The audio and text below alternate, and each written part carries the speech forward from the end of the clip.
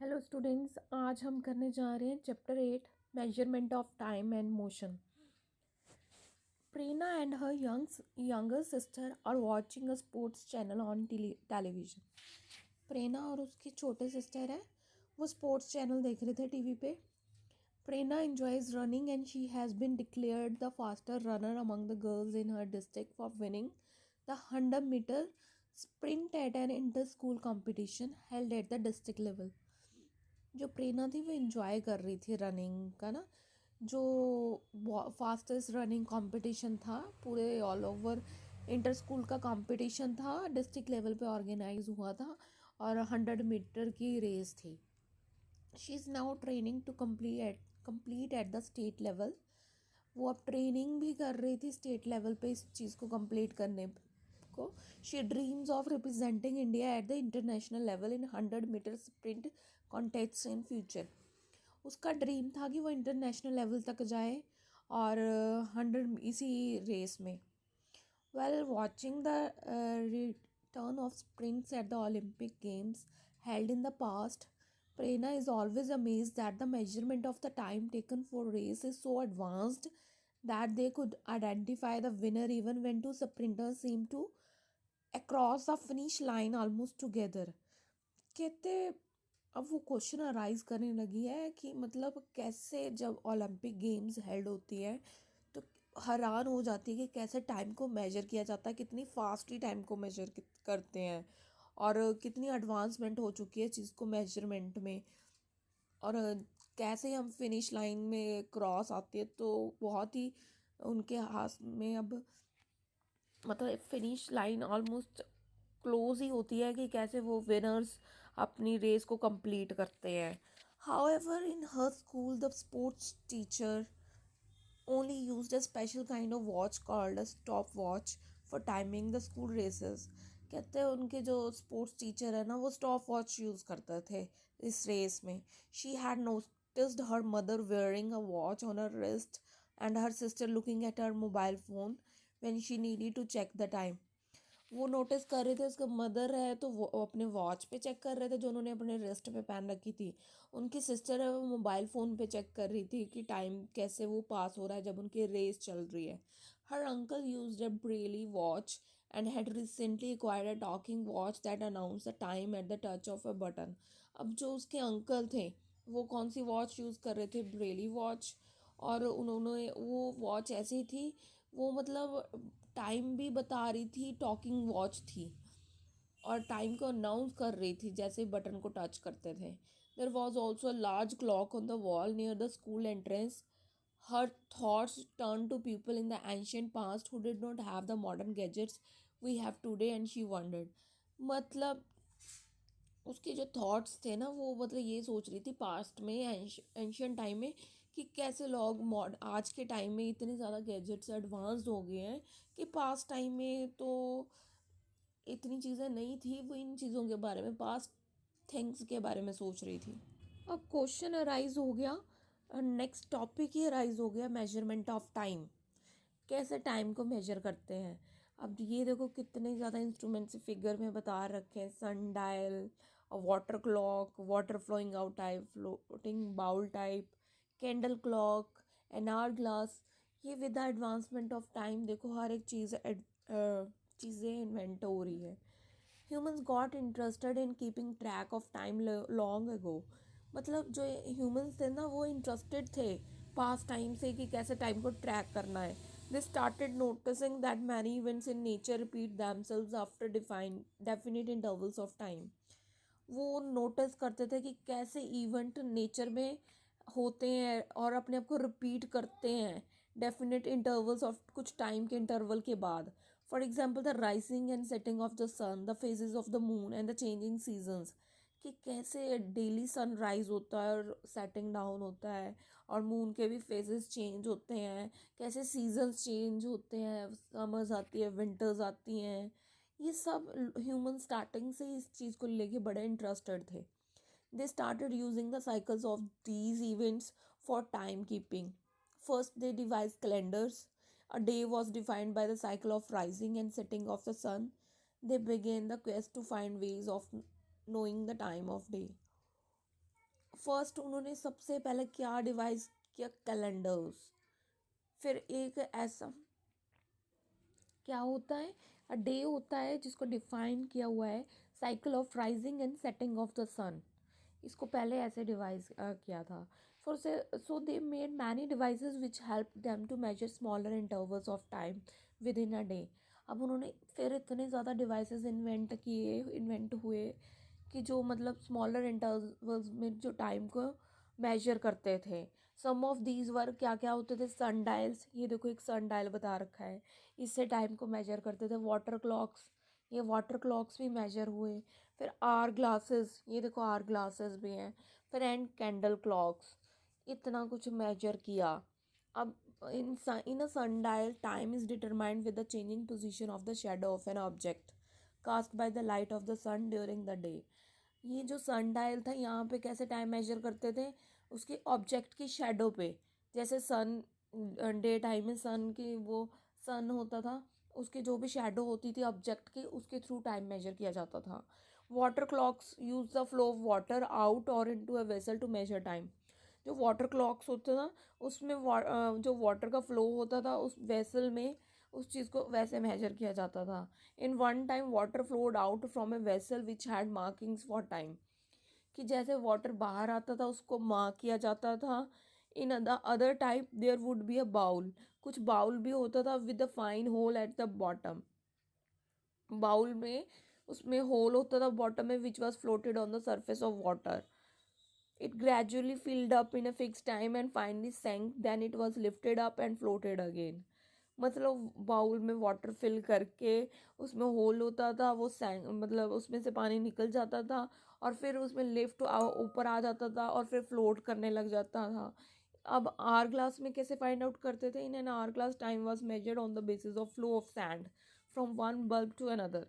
जो hourglass था इसमें सैंड होती थी, जैसे वो सैंड ट्रांसफ़र होती थी, फ्लो होती थी एक बल्ब में से दूसरे बल्ब में, ऐसे टाइम को मेजर करते थे इसमें। कैंडल क्लॉक्स में were candles with marking that indicated the passage of time when burned.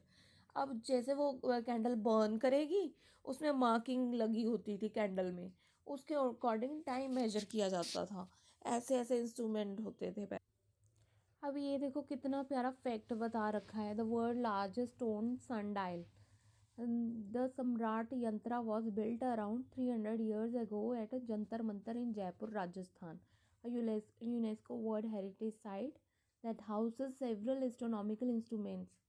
एक वर्ल्ड लार्जेस्ट है, वर्ल्ड का सबसे लार्जेस्ट सनडायल है, कहाँ पे पड़ा हुआ, बिल्ट कहाँ पे हुआ है, सम्रत यंत्रा। अराउंड 300 साल पहले जंतर मंतर जयपुर राजस्थान में एक जगह है, वहाँ पे ये बनाया गया है और इसको यूनेस्को वर्ल्ड हेरिटेज साइट में भी इंक्लूड किया हुआ है। With its imposing height of 27 metres, इसकी हाइट है 27 metres. Its shadow moves it at about 1 millimeter per second and falls on a scale finely marked to measure time intervals as short as 2 seconds। कहते हैं इसकी जो height है 27 metre है, shadow है इसकी 1 millimeter पर सेकेंड, और कौन से स्केल में फाइंड आउट होती है, measure to time intervals as short as 2 seconds। Like any sundial it measures local और सोलर टाइम। ये लोकल टाइम भी मेजर करता था और सोलर टाइम जो जिसको करेक्शन के लिए डिटरमाइन करते थे इंडियन स्टैंडर्ड टाइम के अकॉर्डिंग। अब नेक्स्ट है, should we make a simple water clock. Water clock बनाने की एक्टिविटी बता रखी है कि कैसे वाटर क्लॉक बना सकते हैं। वाटर क्लॉक बनाने के लिए एक ट्रांसपेरेंट प्लास्टिक बॉटल ले सकते हैं, 1/2 लीटर की या इससे बड़ी भी ले सकते हैं with its cap. Cut into two, इसको 2 पीसेस में कट कर लेना है। रफली इन द मिडल, मिडल में से 2 पीसेस में कट करके using a drawing pin, drawing pin use करना है। Small hole in the cap of the bottle, cap में उसमें थोड़ा सा होल करके पिन का यूज़ करके होल कर देना है। Place the upper part of the bottle in an inverted position over the lower half. जो अपर पार्ट है बॉटल का उसको इन्वर्टेड पोजिशन में रख देना है। Find the upper part of the bottle with water. जो अपर पार्ट है बॉटल का उसको वाटर में वाटर के साथ फिल कर दो। You may add a few drops of ink और colour to make the water level easily visible. और क्या ऐड कर सकते हैं उसमें, थोड़ी सी इंक और कलर भी ऐड कर सकते हैं। The water will start dripping into the lower part of the bottle. जो वाटर है वो ड्रिपिंग करना स्टार्ट हो जाएगा लोअर पार्ट ऑफ बॉटल में। यूजिंग अ वॉच को यूज़ करके mark the level of water after every 1 minute till all the water drips down.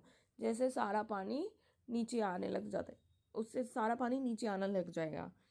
इससे क्या होगा, वाटर क्लॉक रेडी हो जाएगी। ये फिगर में जो हमने उन्होंने पूरा प्रोसीजर बता रखा है रिटर्न में, फिगर में वो देखो, पहले सीजर से कट कर रहे हैं, फिर पिन लगा रहे हैं, फिर उसको ऐसे जो हाफ पोर्शन है नीचे रख के कैप वाला पोर्शन जिसमें पिन लगाई है उसको होल करके उसमें रख दिया और उसमें वाटर फिर फिल कर दिया। ABCD तीनों फिगर्स में शो करके रखा हुआ है। अब बोल रहा है your water clock is ready, can you now guess how to use it. अब इसको कैसे यूज करना है। pour the water from the lower part back into the top water and watch the level of water dripping into the lower part। हमने उसका level देखना है कि कैसे लोअर पार्ट में वाटर ड्रिप हो रहा है। Every time it turns the mark made by you 1 more minute has passed. हर एक टाइम एक मार्क होगा उसमें जो हमने लगाया होगा, 1 more minute हैज़ पास्ड, वो मार्क ही मिनट का टाइम शो करे। अब ये देखो कितना अच्छा फैक्ट बता रखा है। In ancient India time was measured using both shadows and water clocks.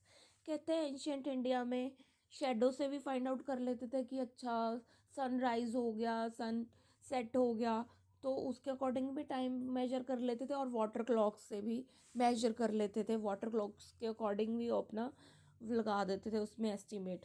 The earliest reference to shadow based time measurement appears in Arthashastra by Kautilya. ये जो शेडो बेस्ड टाइम है ये कहाँ से मेजर होता है, अर्थशास्त्र में कौटिल्य के द्वारा। वहाँ पे लिखा हुआ है उसके रिटर्न नोट्स में। An accurate expression for time in terms of the shadow of a vertical stick was given by बारह महिरा अराउंड 530 CE। जो एक्यूरेट एक्सप्रेशन ऑफ टाइम है ना, जो वर्टिकल स्टिक में लिखा होता है कि इतना टाइम है, वो ये 12 महिरा इसमें लिखा हुआ है। The water clock with water flowing out was described in Arthashastra. जो वाटर क्लॉक वाला वाटर टाइम है, ये इसका जो फ्लोइंग वाला टाइम है कैसे डिस्क्राइब करना है, इसका पूरा प्रोसीजर है, वो अर्थशास्त्र में लिखा हुआ है। Sardulakarnavadana and some other text, और कुछ और टेक्स्ट में भी है। These clocks were not very accurate because as water levels dropped. कहते हैं ये इतने ज़्यादा एक्यूरेट नहीं होते क्योंकि इसमें जैसे जैसे वाटर लेवल ड्रॉप करेगा फ्लो रेट डिक्रीज करेगा, उसके अकॉर्डिंग टाइम मेजर करते हैं, इस कारण ये इतने एक्यूरेट नहीं थे। This led to the development of sinking bowl water clock.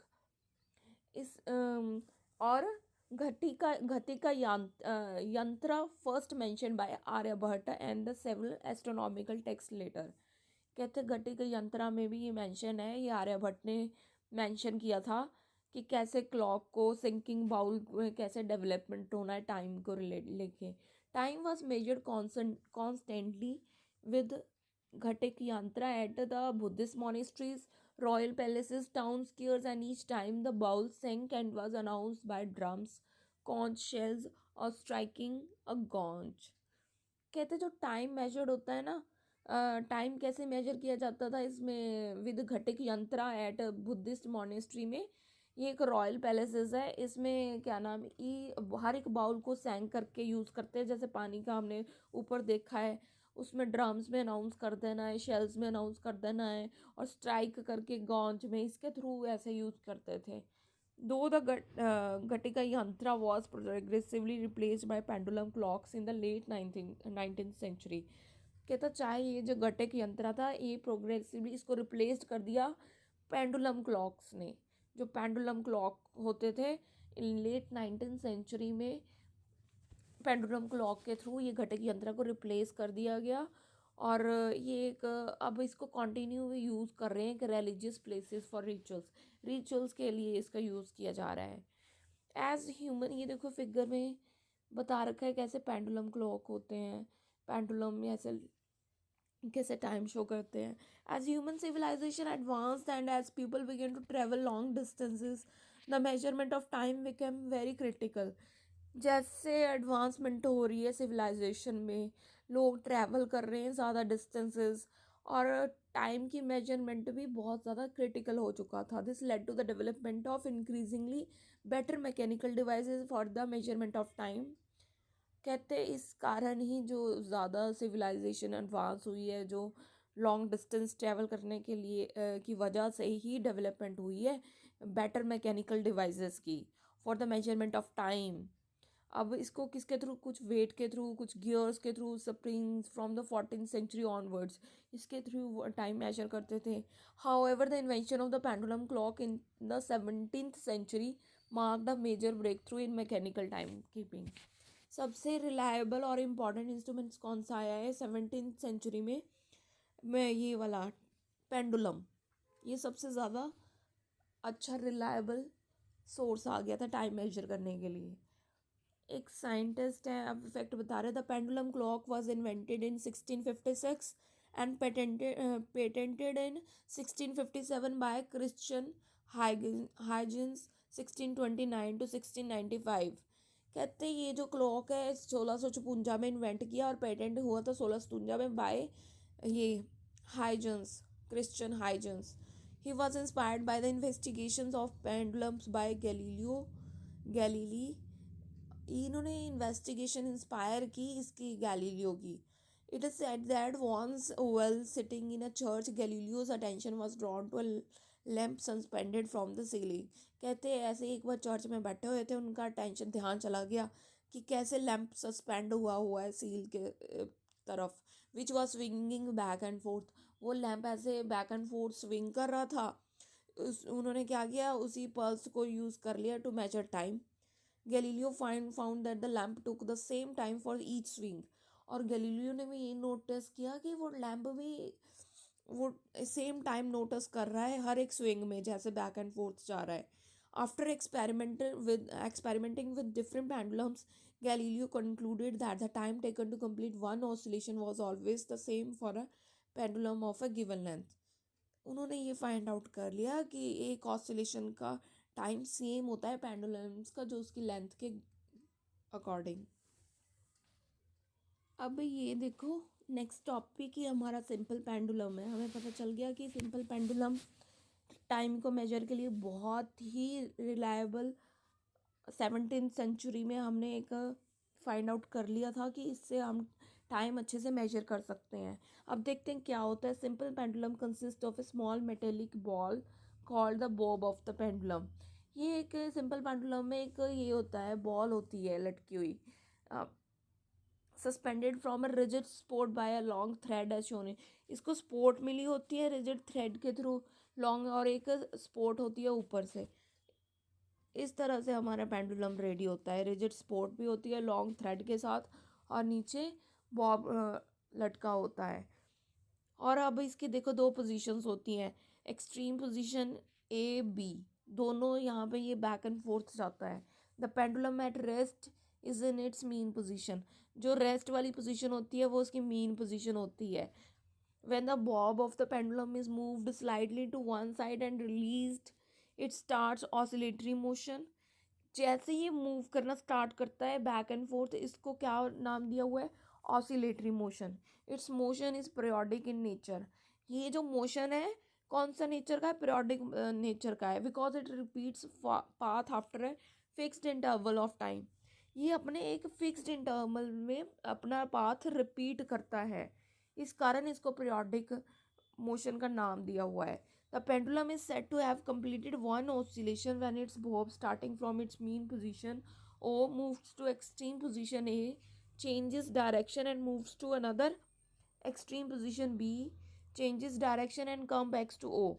कैसे वो अपनी डायरेक्शन चेंज करता है और कैसे अपनी मीन पोजीशन से एक्सट्रीम पोजीशन में आ जाता है एक फिक्स्ड पीरियड ऑफ टाइम में. The pendulum also completes one oscillation when its bob moves from one extreme position A to another extreme position B and come back to A. कहता है ये जो pendulum है एक ऑसिलेशन कंप्लीट करता है one extreme position A to one extreme position B, और ये मीन पोजीशन पे आता है. अब उन्होंने इसकी डेफिनेशन भी बता रखी है. The time taken by the pendulum to complete one oscillation is called its time period. Time period की प्रॉपर डेफिनेशन कब इन्वेंट हुई 17th सेंचुरी में, कैसे पेंडुलम एक कंप्लीट ऑसिलेशन, वन ऑसिलेशन कि जो पेंडुलम एक ऑसिलेशन कंप्लीट करता है, इसको बोला गया है टाइम पीरियड। अब इसके बाद हमें ये पता होना चाहिए the time period of a simple pendulum of a given length is constant eight a place. This property is used in the measurement of time. कहते हैं जो टाइम पीरियड होता है सिंपल पेंडुलम का गिवन लेंथ में, वो constant होता है उस प्लेस पे। ये यही प्रॉपर्टी की वजह से हम मेजरमेंट करते हैं टाइम की।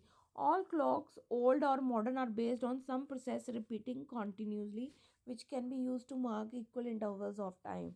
जितने भी क्लॉक्स होते हैं और जितने भी, चाहे वो ओल्ड है चाहे मॉडर्न क्लॉक्स है, उनमें ये प्रोसेस रिपीट होती है कॉन्टीन्यूसली कि वो इक्वल इंटरवल्स ऑफ टाइम में यूज़ करते हैं कि कैसे वो रिपीट करते हैं।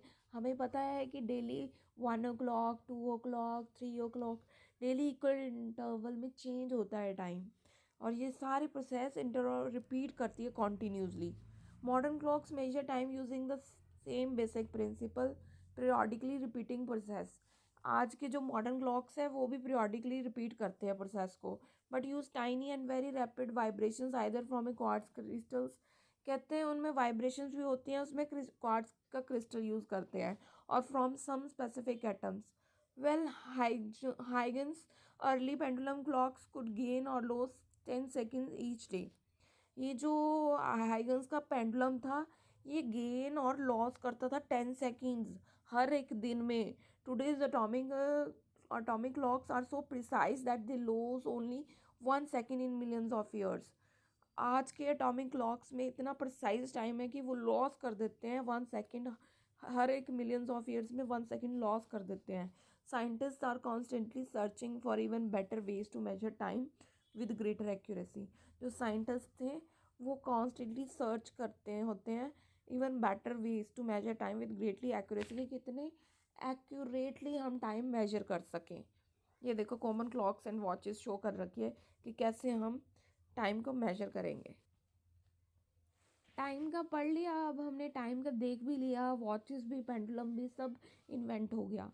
अब हमने उसके यूनिट देखने हैं कि SI unit of standard unit of time के क्या है। ये हर एक बच्चे को पता नहीं था। SI unit of time is a second, second में मेजर करते हैं उसको। Its symbol is s. The larger units of time are minute and hour. Smallest unit है उसके सेकेंड, और लार्जर यूनिट्स होते हैं मिनट एंड आवर। टाइम को हम सेकेंड, मिनट और आवर में मेजर करते हैं। अब इनका रिलेशन क्या होता है? 1 मिनट के अंदर 60 सेकेंड होते हैं। 60 second is equal to 1 minute. 60 minute is equal to 1 hour. 60 second जब होते हैं तो 1 मिनट बनता है, जब 60 मिनट होते हैं तो 1 आवर के इक्विवेलेंट होता है। Unit of time such as second, minute and hour begin with the lower case letter. ये हमें पता होना चाहिए कि इनके यूनिट होते हैं जो सेकेंड, मिनट और आवर के, इनको लोअर केस लेटर से स्टार्ट करते हैं, accept at the beginning of a sentence.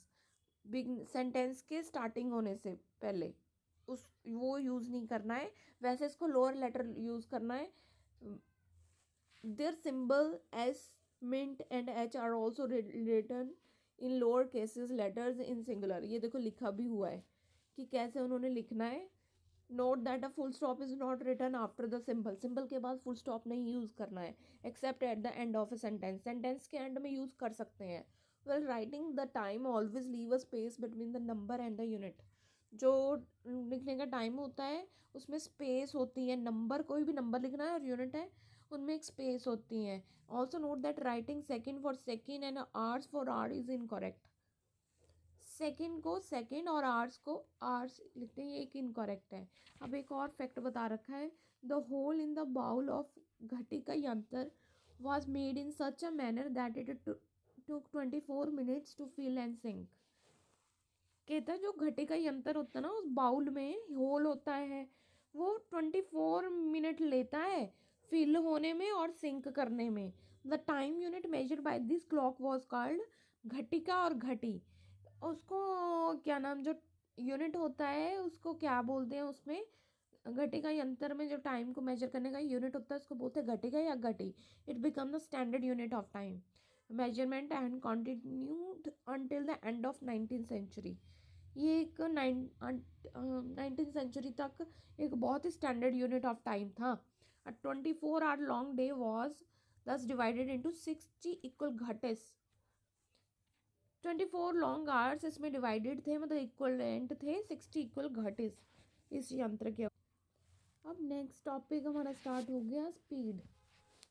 Speed कैसे मेजर करते हैं? हर कोई वॉक करता है, कोई वॉकिंग भी करता है, कोई पैदल चलता है। इस चीज़ को कैसे मेजर करते हैं देखते हैं।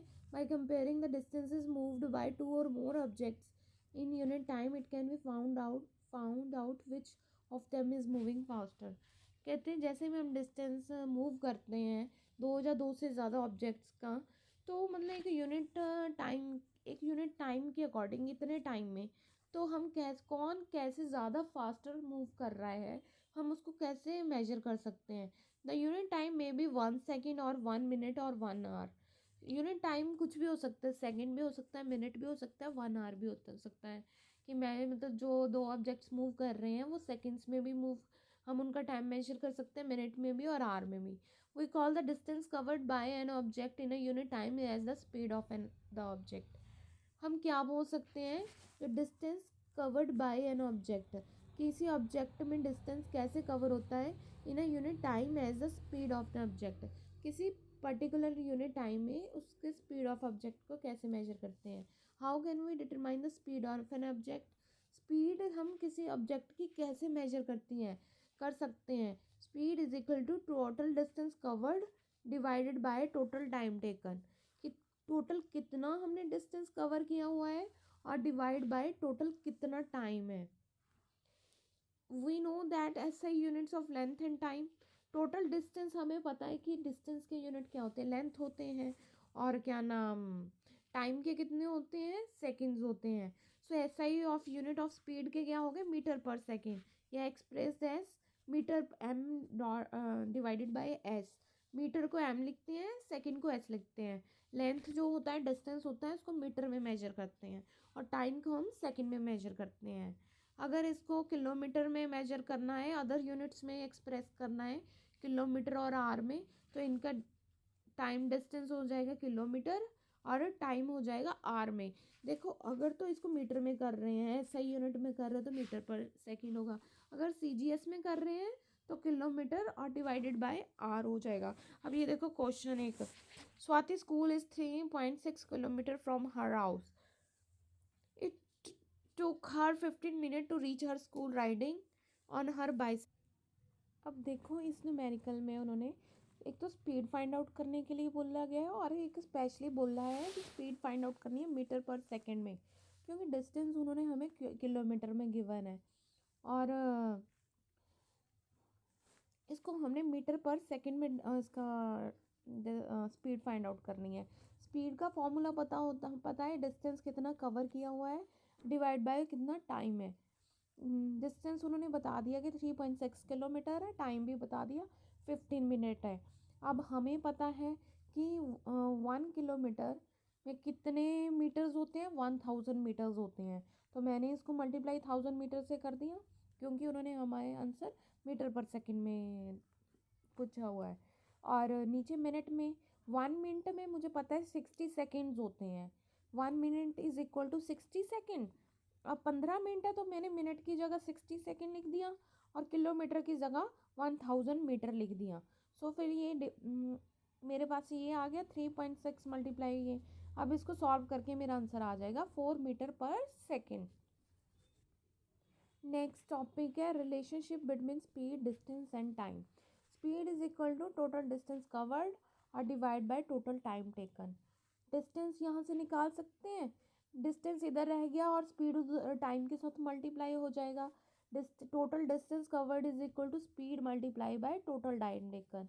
अगर यहाँ से अगर टाइम निकालना हो तो स्पीड नीचे चला जाएगा, तो हमारा total distance covered divide by speed आ गया। हमें पता चल गया, हम इनमें से अगर स्पीड फाइंड आउट करनी है तो डिस्टेंस ओवर टाइम आ जाएगा, अगर टाइम फाइंड आउट करना है तो डिस्टेंस ओवर स्पीड आ जाएगा, अगर डिस्टेंस फाइंड करना है तो स्पीड मल्टीप्लाई बाय टाइम हो जाएगा। हमने तीनों चीज़ों का रिलेशनशिप भी देख लिया। एक चीज़ से तीनों चीज़ें भी निकल जाएगी। अब उन्होंने हमें नेक्स्ट न्यूमेरिकल भी बोले हैं। Raghav is going to a neighbouring city in a bus moving at a speed of 50 km/h। अब स्पीड गिवन है। If it takes him 2 hour to reach that city, how far is that city. Time कितना है, 2 hour बता रखा है, speed भी बता रखी है और टाइम भी बता रखा है। डिस्टेंस फाइंड आउट करना है। हमने अभी देखा है डिस्टेंस का find formula speed multiply by time. अब मुझे पता है कि स्पीड उन्होंने हमें आर में दे रखी है और स्पीड किलोमीटर पर आर है और टाइम 2 hour है। जब मैंने इसको मल्टीप्लाई किया किलोमीटर पर आर, आर के साथ कैंसिल हो गया, सो आंसर आ गया मेरा 100 km।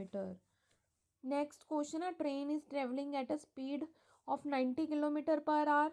How much time will it take to cover a distance of 360 km। Time find out करना है। टाइम, अब इसमें टाइम का फॉर्मूला है distance by speed. Distance 360 km और स्पीड कितनी है 90 km/h। किलोमीटर से किलोमीटर चेंज कैंसिल हो गया और 360/90 होता है 90 4 360। ये आ गया हमारे पास 4 hour। देखो अब इस फैक्ट इसमें वो बता रहे हैं कि हमने इन सब एग्जांपल्स में फाइंड आउट कर लिए हैं speed of object using total distance covered bye the total time taken. कितना उसने टोटल डिस्टेंस कवर किया और कितना टाइम हमने स्पीड फाइंड आउट कर ली है। बट कहता एक ऑब्जेक्ट भी ऐसे भी होते हैं कि कुछ मतलब उनके ड्यूरेशन ऑफ टाइम है वो मतलब फिक्स नहीं होता है। किसी में उनकी सब स्पीड स्लो हो जाती है और कुछ टाइम उनकी स्पीड फास्ट हो जाती है। इस टाइम स्पीड इनको इस स्पीड को कैलकुलेट करने के लिए एवरेज स्पीड यूज़ करते हैं और वो हम नेक्स्ट हायर क्लासेस में यूज़ करेंगे, how to calculate the average speed. अब ये देखो एक फैक्ट बता रखा है स्पीडोमीटर और ऑडोमीटर का जितने व्हीकल्स में लगा होता है। Vehicles such as scooter, motor bikes, cars and buses have an instrument which measure and displays the vehicle speeds in km/h। जितने भी स्कूटर, मोटरसाइकिल, बाइकल्स होते हैं उनमें स्पीडोमीटर लगा होता है और ये स्पीड शो करता है हमारी कितनी km/h में स्पीड है। It is called a speedometer, इसको स्पीडोमीटर बोला गया है। Another instrument known as odometer, एक ऑडोमीटर भी लगा होता है इसके अंदर ही फिट होता है व्हीकल्स में और वो डिस्टेंस मेजर करता है कि व्हीकल में किलोमीटर में कितना डिस्टेंस ट्रैवल कर रहे हैं हम, वो किलोमीटर में रीडिंग शो करता है। अब नेक्स्ट टॉपिक हमारा स्टार्ट हो गया uniform and non uniform linear motion. Do you remember learning about linear motion in the chapter measurement of length and motion in grade 6 science. कहता when an object moves along a straight line its motion is called linear motion.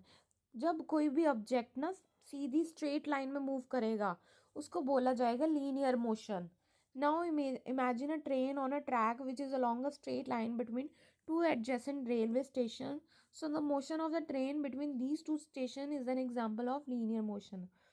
कि जो इन्होंने example दे रखी है straight line में जो train travel करती है ट्रैक में, मोशन ट्रेन के उसको ट्रैवल करने को डिस्टेंस में दो स्टेशन में, उसको नाम दिया गया है लीनियर मोशन।